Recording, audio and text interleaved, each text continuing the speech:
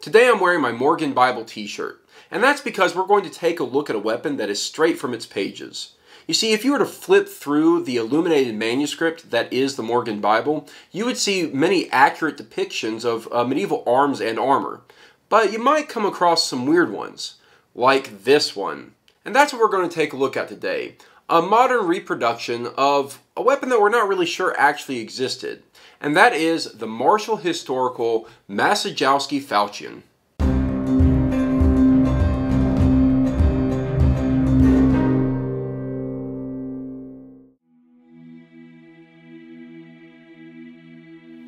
This falchion is inspired by depictions of a cruel-looking chopper-like sword in the Maciejowski Bible, also known as the Morgan Bible, an illuminated Bible that dates to the mid-13th century. It's unknown whether the weapon actually existed, but it is portrayed alongside many other known weapons that are more or less accurately portrayed. This style of falchion has also been called a gaudenac. This one-handed Maciejowski Bible falchion has a blade of high carbon steel. Its thick tang is riveted to a wood grip with brass rivets. The blade has a thick spine, and its large serrated back edge is sharpened. A bolster of brass is fitted between the blade and the grip. Due to its short grip and wide-ended blade, this sword is a top-heavy blade, but this only emphasizes its heavy chopper-like nature. These are the specifications of this sword. The most notable aspect is the point of balance of 9.5 inches from the hilt. Aesthetically speaking, this sword is pretty plain, and that's to be expected. There isn't a lot to go off of in terms of historical record to, well, make a reproduction of this kind of sword. We really only have the Maciejowski Bible, and its art, while very accurate in its depictions, is also very basic. So you'll see a lot of the hallmarks of the sword based on the art right here in this blade. Most notably are these back ridges, the back side of the blade, and they're actually really quite sharp. I was not really expecting that, but they look very vicious. Overall, the blade design actually reminds me a lot of the Uruk-hai scimitar from the Lord of the Rings films, and really for good reason, because it's very much that chopper kind of weapon. It has a very squared front to the blade, a very squared tip, and that's mostly because it isn't used for anything other than chopping, which isn't to be unexpected in a falchion-type weapon. The back edge, of course, is fairly thick and blunt, but it has a good edge all the way down, so it does look very imposing. The handle is very basic, but matches very accurately the art in the Maciejowski Bible. Specifically, you have this little ring piece of brass, which is colored kind of the same in the artwork of the Maciejowski Bible, but they added it as a little brass ring and a wooden grip handle. Now, they call this a falchion. Marshal Historical, the people who made this particular reproduction, call it a falchion, although I think technically it might actually be a gross macer because of the way the handle is implemented and designed, very much like a gross macer. But again, it's very, very plain. I think the only thing missing from this blade based on the art in the Bible is actually a small fuller that would run along the back. And you can find other reproductions that may include that kind of feature. But overall, I think they did a very good job of making an accurate reproduction based on what limited resources they actually had in the Maciejowski Bible. In speaking about the functionality of this sword, I'm going to speak about it kind of in two parts. The first is actually the construction, which is just the materials and how it's put together in terms of attesting to its functionality from that standpoint. And then I'm going to talk a little bit about the functionality as a sword itself.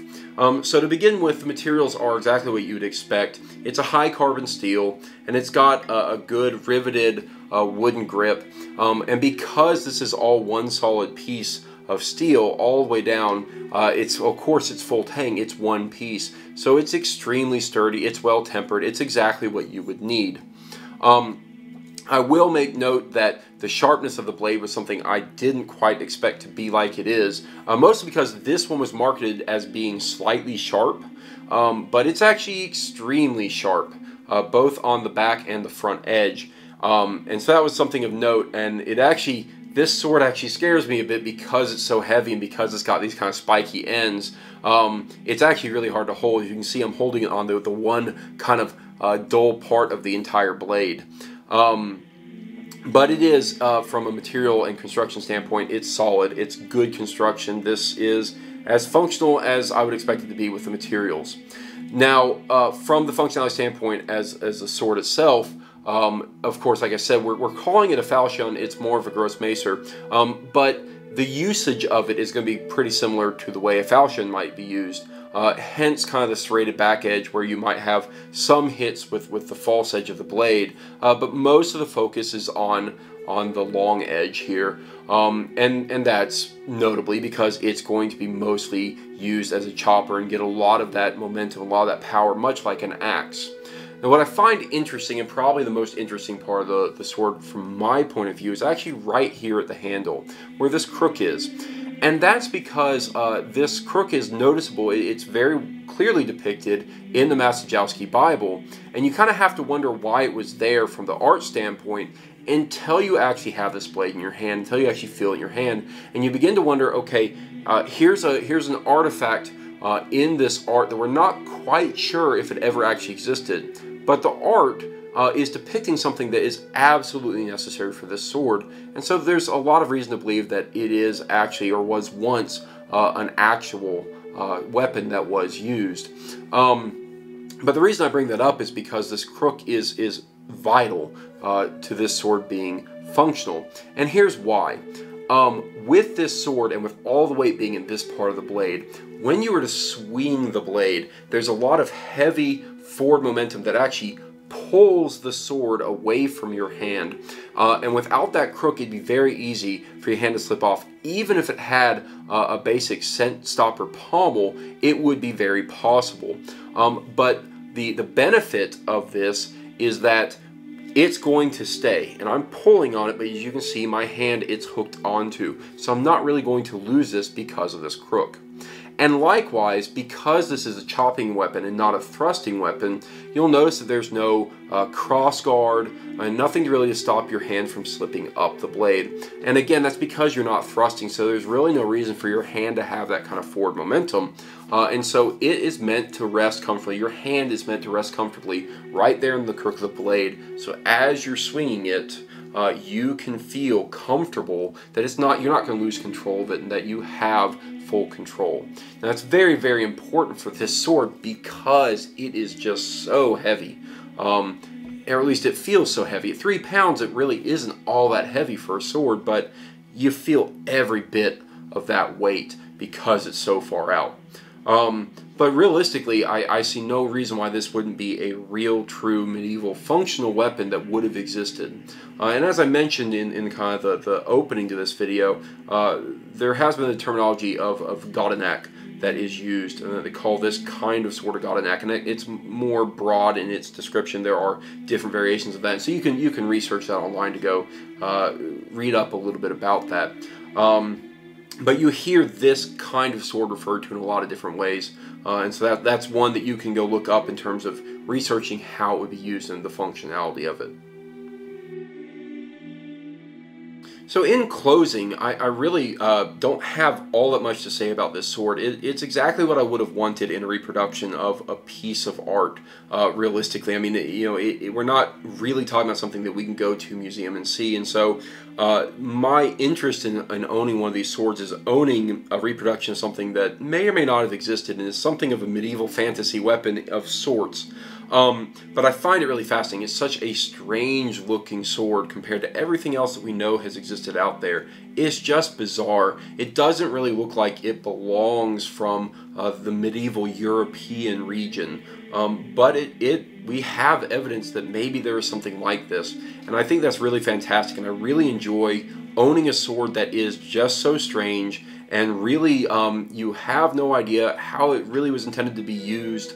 You can only kind of make guesses based on some of the kind of exploratory archaeology that has been done through HEMA and all those kind of fight book research. that has been happening. And so I just think it's fascinating. I think it's a really interesting sword, and for the price, I think Marshal Historical is making one of the best reproductions out there. You know, aesthetically, it's very plain. There are certainly some aspects that are not perfect, but it's such a basic weapon that you don't really need you know, a hugely expensive version of it to really feel like you've gotten your money's worth. And so yeah, it's really a fascinating weapon. I think Marshal Historical did a great job. I've never purchased one of their weapons before, but I'm very happy with this one, and I really do think it's fascinating. So yeah, for the price, great sword. Well, here it is. This is the Marshal Historical Maciejowski Falchion. I give it a 3.5 out of 5.